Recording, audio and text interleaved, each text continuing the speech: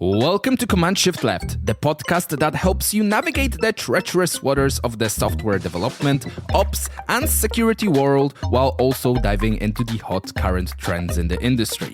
Join myself, developer Philip, our co-host Orvice. Hey audience! As we battle through hilarious real-world stories, pro tips and hacks for navigating your way around developer security, learning about our Shift Left life, and life stories that have saved our ass.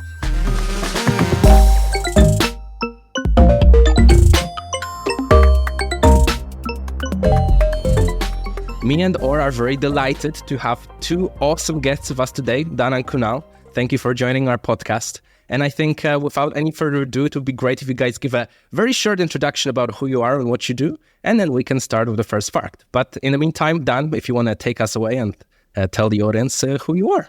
Hi, yeah, thank you so much for having me. My name is Dan Moore, and I am head of developer relations at FusionAuth, where we make adding authentication features such as login, registration, and changing your password to your applications easy.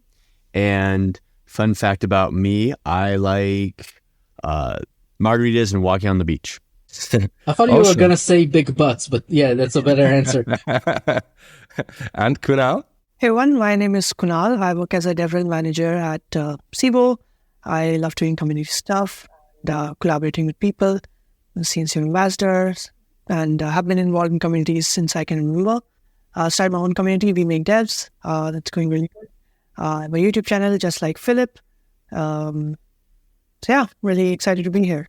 Awesome. We're grateful to have you guys with us. And I think now we can jump to the facts themselves. And the first fact is you, Or. So why don't you take it away? I will. So my first fact for this episode is that the 1999 PC game hit RollerCoaster Tycoon was developed by a single person exclusively in assembly. What a crazy guy.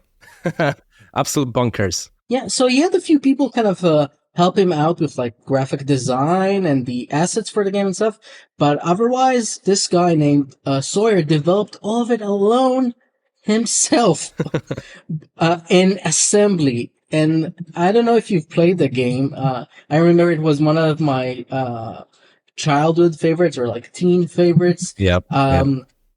Basically, it's a whole theme park where you can build roller coasters and other rides and have people go through between the concession stands and the different rides, and you make money by selling tickets to those rides. And it's one of the most impressive simulators, including the like little gritty details, like the emotions of each attendee in the park and how they react to the different rides. So all of that with full isomorphic graphics, completely on its own. And aside from recommending that classic game that I think is great, I really like to think about this because it really, I think, brings in some weight on how you think about the individual contributor as a developer working on a project. We usually think, oh, you can only build amazing things. You can only build full software when you have a full team. But here we had a full team of one guy building something that ended up being a bestseller. So I wonder, have we lost the grace? Have we lost the magic? Are we now, because of the way we're building software, that we have to have teams? Or is this something that is unique to this guy in particular? Or we can still do it? Maybe we can still have amazing ICs building amazing projects exclusively on their own. And I'm turning to you folks, our great guests. What do you think? Before we talk about like the IT thing, which I think is fascinating, right? But to me, I'm not sure whether I'm more impressed by the fact that he built it himself or he did it in assembly in the 90s, right? Like this is not like the 70s or 80s where you needed to eke out every bit of performance. Like you have C++, Java's, I mean, not that you'd write a game in Java in the 90s, maybe not even today, but like there was OOP, there was all these things. So he didn't have to do it in assembly. He chose, yeah. And that's also... He's just insane. That's what it is. Well, and apart from the assembly, the other thing that is kind of astonishing to me is, or a question I have is, did he own the studio and did he make all the money from this, or was this he was an employee and he just? I mean, how did they do project? How did they decide to assign that to him? if he was part of part of a company. So he built it on his own, on his own merit. Like he led the project out of his own, basically single person studio. He licensed it to be sold to market through a bigger gaming company. But he was basically a one-man show for the entire thing, including the business side of it to some degree. Wasn't there like a whole series of the Tycoon games? Yeah, so those are kind of spin-offs, and spin-offs. Okay. He did create the sequel to this game, or I don't remember if it was an expansion or like a full sequel, but he also created that. Really? Then there were other he kind of licensed the brand to other people, and they've created other games that weren't created by that one guy, but I'm sure he's getting royalties out of that to some degree.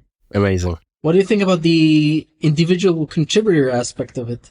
I mean, to me, I've actually known some people like this, right? Like, not that they've written an entire game, but I've known people who've written entire applications, people who code on the weekends, people who come in and have insights about a system that, whether it's their intuition or their experience, they can just get stuff done at there's that myth of the 10x programmer, right? That keeps cycling around. I've definitely known people who were, I don't know if they were 10x programmer, but they were 10 times more effective than other people. So, and in my experience, when you find someone like that, you just need to point them the right way, right? And that's, as a manager, as a team member, just be like, hey, here's the thing you can own. Then you need to make sure that they're happy. And then finally, you need to make sure that they push that information back to the team, right? Because you don't want them to create this awesome system that no one else can touch and no one else can understand. So I've never met someone who wrote an entire game, but I've definitely met people who wrote entire systems and kind of met that profile. I don't know, Kunal, have you ever met any super individuals? I have not, but a point on the 10x engineer, it's like Kelsey once said that a 10x engineer is not someone who is just working 10x better than everyone else. It's a 10x engineer is the type of person who can come in and make 10 other people better than who they were before. That's a completely different definition, but maybe a more important one. Yeah, true. I'm still kind of contemplating though why the guy decided to pick assembly. Is it because it was his language of choice and he just favored it? Is it because he just wanted to prove to the world that you can, or it can be done and it can be done quite well? Or was he just completely unaware that it will be this difficult and he just faced a really big challenge while doing it? It's like it can have different scenarios. Anyhow, I still think it's impressive. I have to give it to him. It's impressive. From what I've read, I think he chose the language because it was his language of choice. And from what I've read between the lines, I think it was like kind of like being an old school developer and like all these other interpreted languages or higher level languages, they're not efficient enough. They're messy. I don't like that crap. I want pure assembly directly into the architecture. And I think that was the vibe here. And there were more limits, like not as like developing in the 70s, but there were limits on memory utilization and CPU utilization that are more critical than the ones that we have today. So I guess that did help him. And talking about like the 10x engineer, I'm kind of thinking, it makes me think about a good friend of mine that I served with in the army named Kobe. And he was kind of like, he's somewhere in the middle. So he can build really amazing things on his own, but he also really inspires people around him. And a fun fact that I remember about him, so he got really in depth into an understanding of one of parts of the Windows kernel. I won't go into the details there, but he got into a very deep understanding of that and working with that. And he went to a event with Microsoft where he met the guy that developed that part in the kernel and wrote the spec for it. And the guy was kind of explaining on how it works. And Kobe goes, "No, you're wrong. It's not actually how it works. Oh my goodness. It's actually like that." And he was like, Oh, actually, you're right. And then Kobe went on to explain to him how those things actually work. And aside from that being a very unique moment, it was, I think, also inspiring for everyone around. So yeah, there are different kinds of 10x engineers, and not all of them are just going crazy on their own. But I'm still kind of wonder, maybe we have lost something. Maybe there's still room for just running wild as a single developer, building amazing things, and still being able to connect it to the rest of your team. But I think maybe this is a question also best left for our audience.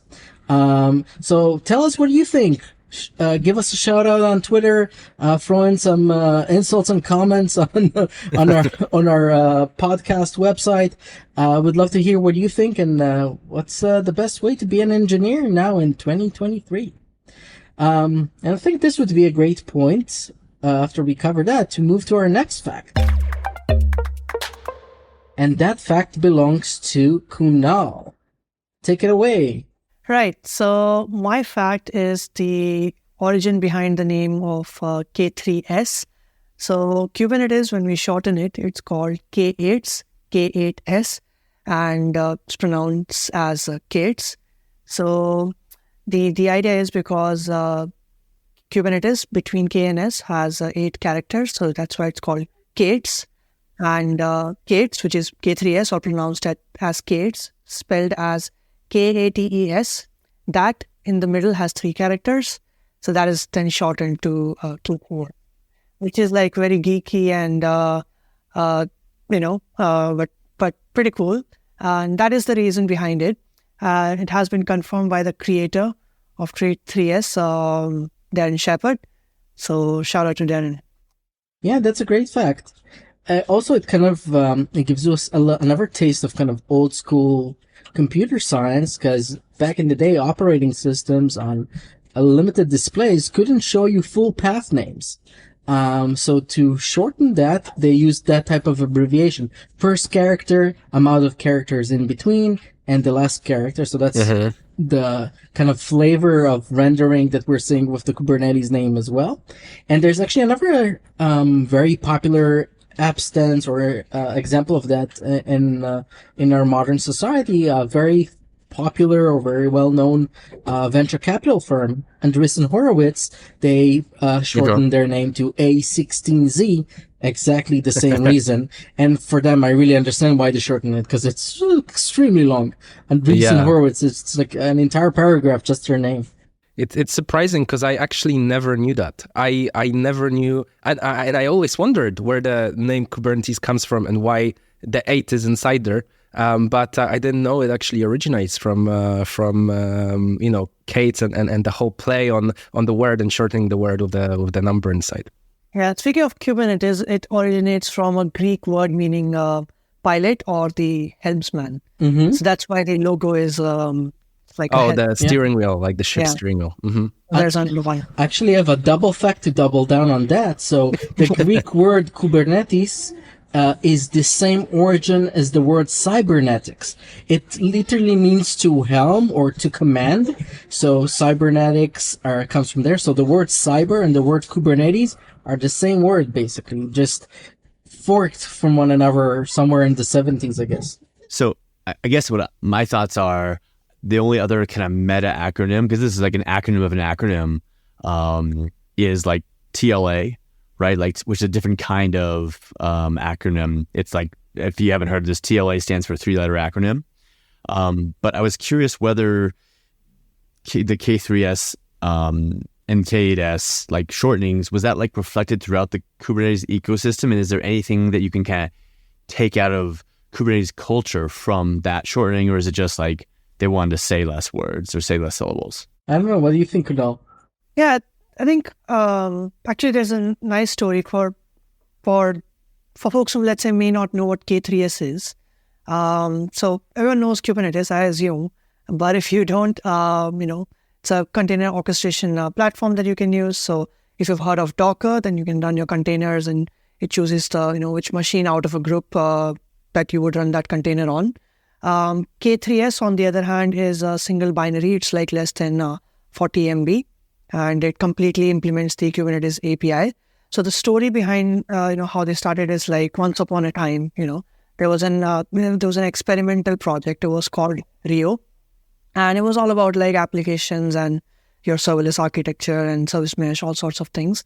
And the developers, they wanted to make it easy to run Rio. So they decided that, okay, we will, embed a full Kubernetes cluster inside of it. Now, problem is that the memory footprint of Rio was larger than what they had hoped for. And let's say there was an experiment like something that if you just ran one Kubernetes like cluster, it took like gigabytes of RAM or whatever, which I'll share later. Same thing done on K3s with service mesh and other components took like 250 megabytes. So they were like really determined to make Rio more efficient and started examining, the components of Kubernetes that can be removed to reduce the size.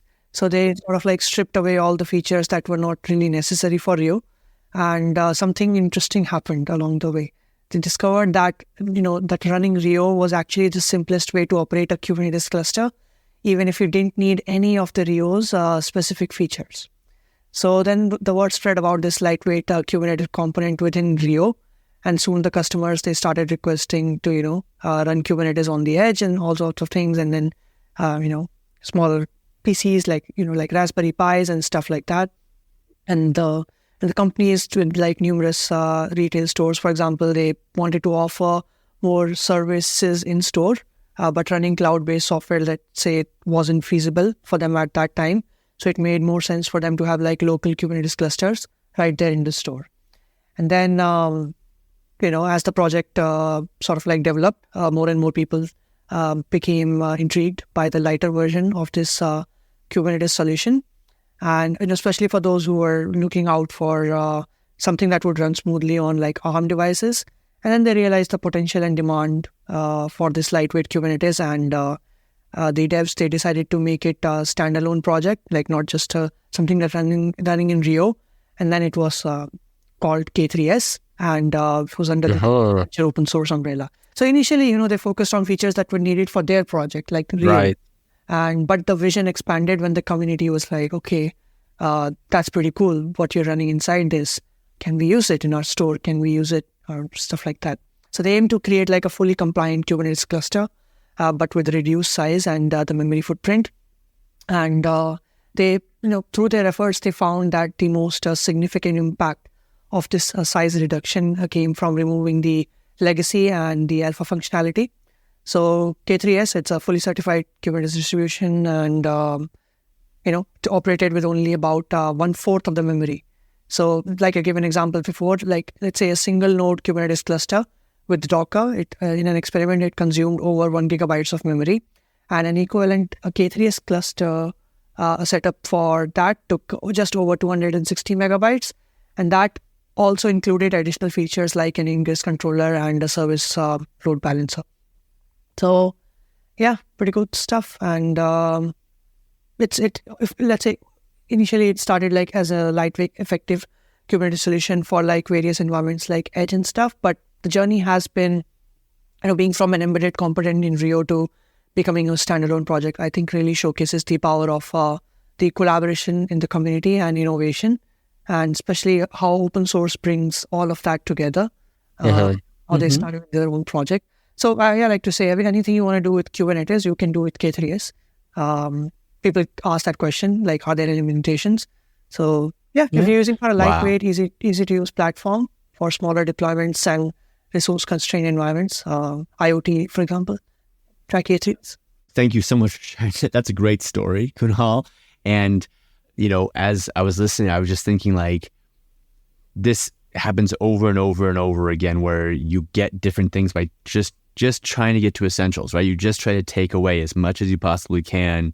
And it reminds me of this quote from Pascal that I looked up, which is, if I had more time, I would have written a shorter letter, which is, it's very easy to like just, as a product folks, just throw features and features and features. And as open source people, accept the PRs, but having a vision and saying, hey, what can I do with less? What can I do with less? Will lead you to some really interesting places. And I think K3s is a great example of that. Also would lead you to maybe writing an assembly, because that definitely would lead you to be producing less, at least. A lot of people also have a very common debugging strategy where something doesn't work, they don't know the point where it breaks, and they just start stripping and removing things until they find the source of where something breaks, and suddenly they just end up with a very basic, boilerplate, essentially. I guess, it works both ways, so yeah.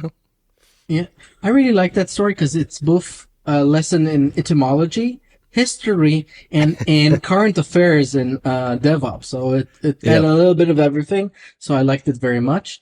And it also makes me think maybe this is the future of like schools. Like in the future, you'll have Kunal GPT, because I'm guessing it won't be a human teacher. That won't be effective. But Kunal GPT, that's what I'm imagining, will teach our kids about Kubernetes at school. So they'd learn that probably after they learn the alphabet. And obviously the alphabet will include the letters K, the digit 8, and the character S, of course. Awesome. Philip, what do you think? I think this is the perfect time for our third fact. I think so. And the third fact belongs to Dan. So why don't you take it away? Sure. So my fact for this episode is that the first computer system to have passwords was built in 1961. Was built in 1961. And the password system was then hacked just a few years later. And the reason this is interesting to me is, obviously we had passwords in military settings or in other, governmental settings for thousands of years. But the first system that I can find that was a software system that had multiple users was the CTSS, which was set up in 1961 at MIT. Uh-huh. And this was kind of the first time-sharing computer, right? So we talked about assembler a little bit earlier. This is the first interactive time-sharing computer. So people had accounts they could log on, and there were restrictions on accounts. This being MIT, professors had more access to time on the computer than grad students, which had more access to time than, undergrads. And so you have different levels of privileges, which means you need to have some system accounts and some system to lock down privileges. And one of the grad students actually, the reason why the hack happened is one of the grad students they were on some project that gave them more hours, and then they got moved off that project and they were back to a limited number of hours, but they needed more time on the computer. And they discovered that the password file was actually not visible to their account, right? So they couldn't go in and look at it. But this was a password file of just plain passwords. They didn't know about encrypting passwords or hashing passwords or anything, but they knew enough to lock it down, right? And so, but he discovered that you could actually print it out because printing was like this elevated level of privilege. So he was able to print it out, and being a smart grad student, he actually didn't just print it out and use it himself. He actually printed out and handed out copies to other people so that they could get more time as well. So again, this was like a sharing of passwords, sharing of credentials, which happens all the time now, unfortunately. Ask your Netflix representative. And then he actually never got caught. And then he confessed to it about 25 years later at some MIT gathering, and no one knew it was him. Nice. So that's my fun fact. Yeah.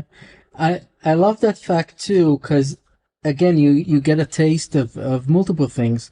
First of all, you get a taste of history and how it's repeating itself. So now everyone's talking about preemptive computing and running lambdas and having timeshare of your resources between everyone else managed by AWS. So that's what we had back then. You go into university, everything was timeshared. You had just one big computer and everyone had to use that. So we kind of went full circle there, and it's to some degree beautiful to see, to some degree also scary to see. And I think there are also historical remnants.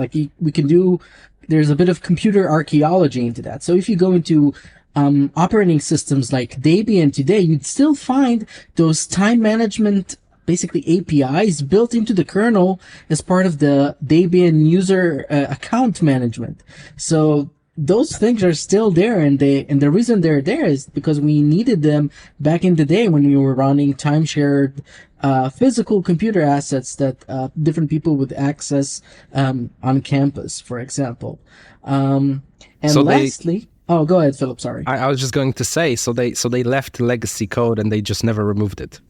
It's still probably being used somewhere, like in a bank or something. Yeah, there are a lot of legacy code. mainframe computers that are running our most critical systems, still chugging along, being maintained by people that already forgot their own names, but they still know COBOL or something like that.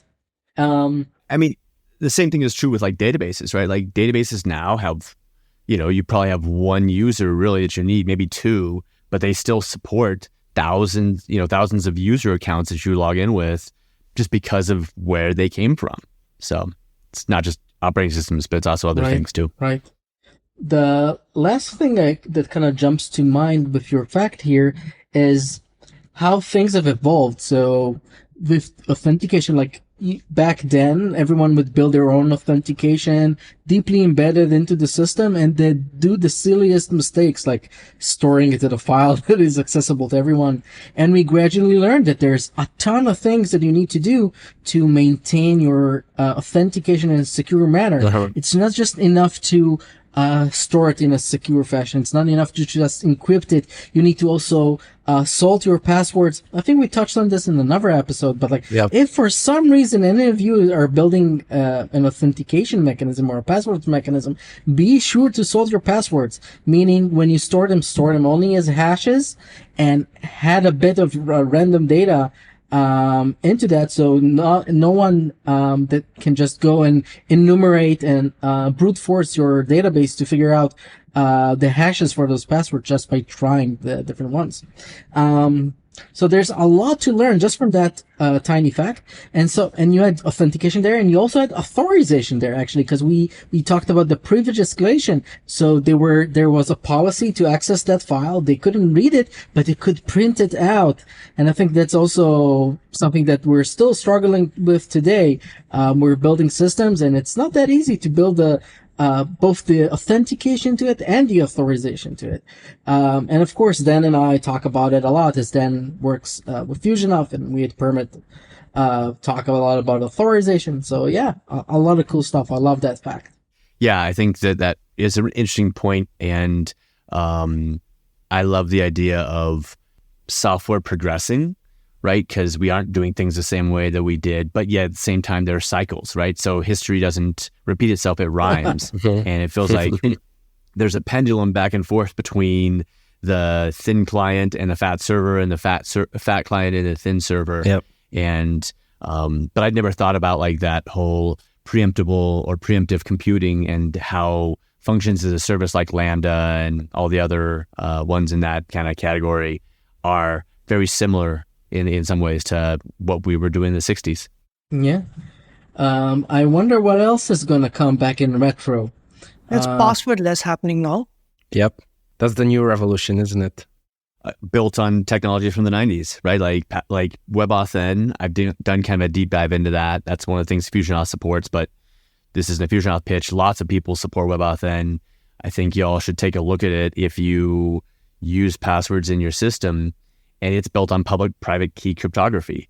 And it's only been through kind of the efforts of standardization, and frankly, because all the major browser vendors want to support it, that it's going to, in my opinion, kind of explode. Like you all can buy, or you all, Best Buy actually lets you log in with WebAuthn now. And so to me, I think Best Buy is kind of a canary in the coal mine in terms of where people are going, because they're kind of a tech-heavy audience, right? But like, it wouldn't surprise me if in 5 years you were able to log into, I don't know, what's a common Evite, right? Which is like an invitation system, which is super consumer-focused. It wouldn't surprise me if they were going to support this, because the other nice thing, Or talked about password hashing, right? And when you have password hashes in a centralized system, it's this very, very attractive target, even if you do all the right things, even if you salt, even if you choose a good password hash, you choose the right factor, But with passwordless, with WebAuthn, the secrets are stored on the device, and all the central server has is the public key, which is way less valuable than a password hash. So there's incentive for the companies that are hosting these authentication mechanisms to push that, because it lowers their risk too. And the WebAuthn, I think maybe to kind of just give our audience a little more to kind of dig into. So WebAuthn is a protocol that leverages both what your browser is able to do, and obviously the development frameworks, and also what your hardware can do. So there's in the CPUs, there's a secret storage that can utilize those secrets in an encrypted fashion that doesn't expose it to the rest of the memory of the running applications. So combining that with private public key encryption and interfaces that can be built into providing login mechanisms and other authentication mechanisms. All of these components playing together with the standards give us the ability to use passwords in a more secure fashion, and even replace passwords with secret keys, with YubiKeys, with biometric data, and other secure alternatives. And and I think it's one of the more exciting revolutions that this problem that we're still tackling. I'd say we already said from like the 1960s, but honestly, passwords we've been using them, I think, even before the Roman Empire. There's actually another episode that we talked about shibboleth, which is the first biometric password used in biblical times. So for people that want to learn more about that, check out that episode. I just want one last thing. If you're looking at it at passwordless, or WebAuthn is the kind of the dev-focused term. The consumer-focused term is passkey. So that's kind of what Apple and Google have all kind of settled on. So if you're doing research, that's something to read. And honestly, I think in regards to, staying on top of passwords, it's always going to be something that evolves, and it's always going to be something that changes. And we're always going to have to stay on top. I don't think it's ever going to be a thing that we, sit down on and say, yes, we've managed to now finally create the final best solution that will always exist. It's never going to be the case, right? Like we see, it's going from the very old times to right now, where technology has advanced so much, and still, yet we have to, come up with new innovations of how we can kind of control security in that manner. So I don't know. I'd probably check with Kunal GPT myself to see whether I needed passwords in the future. There is a chance that quantum computing or quantum physics can come in there, so you can communicate in a way that is tappable, that no one can listen into, and you can have secrets that you share that are also by definition unreplicable and unique. But I think we're not quite there yet. But there is a chance in the future that you'll be quantifiably identified, and that would solve all of this problem. But until then, we'll have to defer to higher wisdom, such as Kunal GPT, as Dan suggested. Yes. And I think this is, again, a perfect time to move to the next fact. And that fact is yours, Philip. Yeah, sure. So my fact for this podcast episode is to talk about biomimicry. So the fact is that bullet trains have been inspired, by inspired, I mean their design, by the kingfisher bird. Now, the birds dive headfirst into the water to hunt their prey, but actually they don't produce any splash because of their streamlined beaks. Now, the new trains that have been created or have been modeled based on nature, so based on the long, narrow kingfisher beaks in order to protect the train's structural integrity, make it look more futuristic and innovative, and so on and so forth. And therefore, the advancements that came here were based on nature. Now, there is that word that I've mentioned, biomimicry, which means that we have this idea of new technology and innovations being inspired by nature. And for example, in computer science and computer programming, there is a very, very important concept that has been inspired by nature, which is neural networks. Now, neural networks is a method of AI, that teaches computers how to process data in that way that is inspired by the human brain. So actually, there is a whole amount of different examples in the world that nature actually has played a very significant role into, how we innovate, how we deal with software, how we deal with new technologies, and how we decide to kind of copy and implement and enhance the things we see in nature, right? So I can kind of give you another interesting example. Actually, maybe to kind of put it into more concept, I'll explain where biomimicry word comes from. It's actually from bios, which means life, and then mimesis, which means to imitate. So like we're imitating nature. So a very common example is like Leonardo da Vinci designing a flying machine, which flapped its wings and had a tail, and that was inspired by a bird. And right now, all the airplanes that actually fly, they're still inspired and work similarly to how birds fly. So it's taking that little concept and turning it into something that could lead to innovation. Like I've mentioned, neural networks is something that's very big right now in the AI world. It's inspired by how the neurons work and how they communicate and how AI takes a stance on it. So I don't know if you guys are familiar. I'm sure you guys probably know of some examples that have been inspired by nature.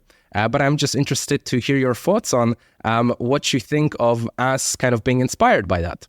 So one thing that is interesting that came to mind as you were talking is, if anyone's interested in digging deeper in this topic, there's a great book that was written in 2002 called Biomimicry, Innovation Inspired by Nature by, I'm going to mess up this name, Janine Benyus. And Ghost spends a lot of time talking about this stuff. So definitely there's a rich scholastic history of this kind of thing. But when you gave the example of the airplane, what kind of stuck out to me is the limits of biomimicry or the kind of shift of it, right? Like the wings are absolutely inspired by the shape of bird wings, right?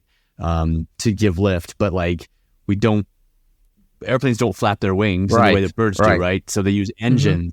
So it's like when you bring technology in, you can get the best of both worlds. You can learn from nature, and yet you can take shortcuts because no bird flies at 700 miles an hour.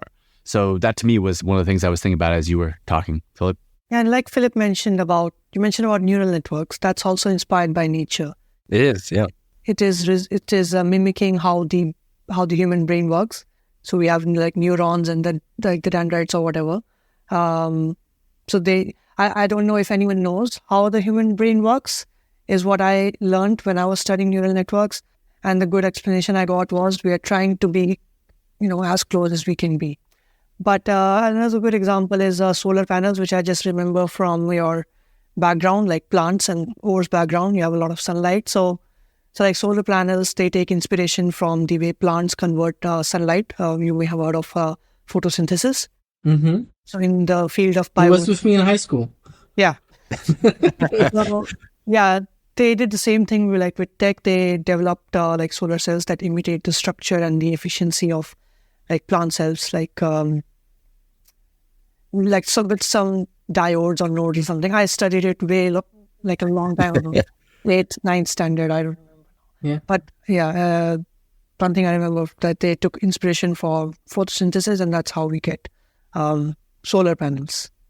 I just want to say that's a case where, as opposed to planes, we're actually less efficient, right? I think chlorophyll is like 50% efficient capturing the sun's energy and turning it into something. And I think we're peaking at 20 or 30% for photovoltaics. Now, don't quote me on that, but we're not as good there. Right. Sorry, go ahead, Or. We do have the advantage there of converting things directly into electrical energy as opposed to sugars that you need other components like mitochondria to burn them. So there are pros and cons there, yeah, but we can definitely learn a lot more from nature. I want to take this another level up in the meta sense and talk about how we can derive inspiration from nature into how we do our engineering. And I keep using this with every time I sit down with our R&D and permit. I constantly bring this up and I tell them, look around you. Every little thing that you see that exists here has been designed, in air quotes, by evolution. And evolution doesn't design anything. It optimizes locally on every iteration. Yep. And so things have a lot of deficiencies, but they work. And so the most important thing as you work as an engineer is, and if you want to build complex things like nature does, is to deliver things that work and are sustainable and survive at that time and iterate on them. And to kind of bring that point home, I'll use the example from nature that I really like, and also Richard Dawkins, one of my favorite scientists next to Kunal GPT. So that example is the pathway, the neural pathway that goes between your brain and your larynx. So as an engineer, if I'd ask you, like, how do you think that path goes? But like, if you had to draw a line, where it would go? You start in your brain and then you go. It is directly into the larynx, which is at the base of your throat, a little higher than the middle of your throat, basically. So that's what you'd expect, but that's not the case. No. It starts at the base of your brain, goes down to the middle of your chest, right next to your heart, and then all the way back up to the larynx. That's that way also for a giraffe. And giraffes have a leg in a delay in how they pronounce sounds, how they produce sounds because of the length of the wire. Mm-hmm. And the reason for that is that evolution doesn't rewire. Evolution doesn't redesign things from scratch. At every iteration, it looks at what it looks, right? Again, in air quotes. What is the current best optimization that we can apply to produce a sustainable creature that we can deliver to production? And nothing else matters.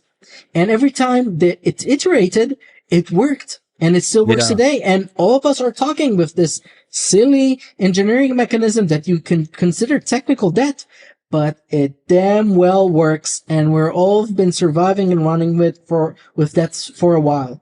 So maybe you don't have to refactor every little bit of your code to be perfect.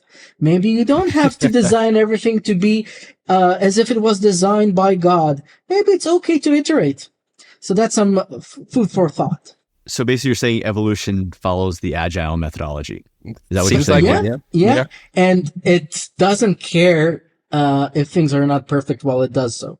So do you think now whenever we have a project that we feel like if we start from scratch, it will be much better, we just shouldn't do that? We should just try and iterate on top of it and see how it works. And if we have to go the long way around, maybe it's good.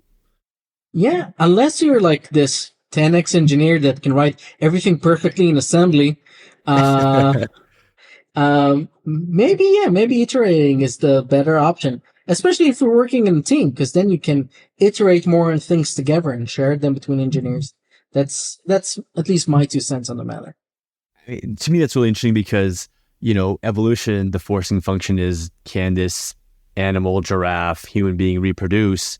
Our forcing function as software engineers is really, does it get production and does it work in production, right? So you can look at both those as like, software doesn't really live until it's in production, right? You can have all the beautiful like design patterns and everything else in your mind, but unless it's actually getting production and then also satisfying customers or users' needs, it's totally abstract and not useful. You actually have equivalents for that in biology as well. So you have writing the code, which is like in animals that have sexual reproduction. So you're basically merging the code base from 2 different but similar branches.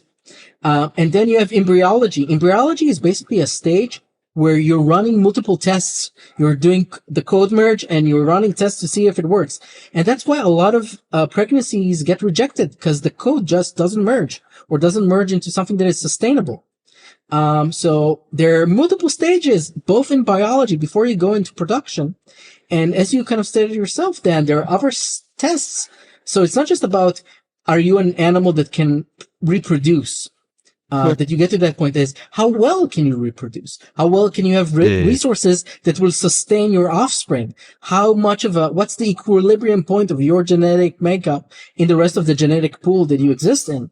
And like, I think that's very apparent looking at a startup. Like, okay, you're building a software for a startup. You can build a perfect solution of that software, but is it going to make your customers happy? Is it going to have an advantage against the software that your competitors are producing? Is it going to become the dominant DNA in the DNA pool, in the business pool, for that sense? What Orr said reminded me of another shout out to Kelsey. He made another tweet yesterday and he mentioned stick to the boring architecture for as long as possible. And like when you mentioned about startups and spend your majority of your time and resources in building something that your customers are willing to pay for. Yeah. Then I believe as you grow, you can experiment and be as perfect as you want yourself to be.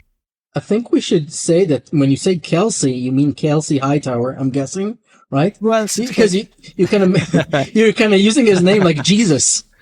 Yeah. Also, you're quoting him like Jesus. Or Madonna. So Kelsey said, "Turn the other cheek," and then deploy to production.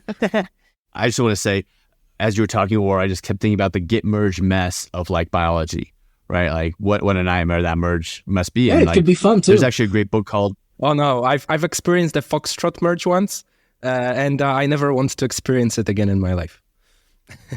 If anyone knows what that is. I don't. It sounds horrendous stuff. Yes. There's a great book called The Vital Question, which talks about like the very, very beginnings of life and like how it started on like sea floor vents and like how you get like the first couple of pieces to come together to create even just the idea of like not even sexual reproduction, just asexual reproduction. Anyway, this is a software podcast, so I'm going to stop giving book recommendations about biology. And DNA is software at the end of the day. To be fair, I want to say a thing about DNA. I'm wondering if because DNA is made up of, different bases. I think there are like A, C, acids, G, and T, right? And, and I'm wondering if that was an inspiration for binary, like ones and zeros. And the order you put them in, the different, software, I'll say software at that point, you can get. So it also seems very similar, right? Yeah, it's a digital system. Yeah, exactly. I'm not sure if I'm not sure if humanity was aware of DNA before it was aware of binary computation. I think actually we discovered binary computation before, like digital computation before, yeah. Because it's going back to the Industrial Revolution. So I think it came before. I'm not sure, so don't take that as a fact, audience. But sometimes, there's serendipity. Sometimes you end up with good ideas even without inspiration. Cool. And I think this is a good time to wrap up this episode. So thanks for everyone listening. Yeah, thank you, Kunal and Dan, for joining us, and for any listener to this podcast. Bye. Bye, everyone. I think this is the perfect time to wrap up the show. If you liked this podcast, tell your friends about it. If you didn't like it, tell your enemies about it. Hey, it's Philip. There is a few little things I quickly want to add. If you enjoy Command Shift Left, make sure you leave us a rating on the platform you are streaming from. We will be eternally grateful. If you are not doing so already, make sure to follow us on Twitter, Instagram, Facebook, or LinkedIn by typing in @JustShiftLeft, all one word, for any updates and new episode releases. Finally, this podcast is fully supported by Permit.io, of which me and Orr work at, so make sure you go ahead and check out Permit if you need a simple solution to implement authorization. That's all, and we will see you in the next episode.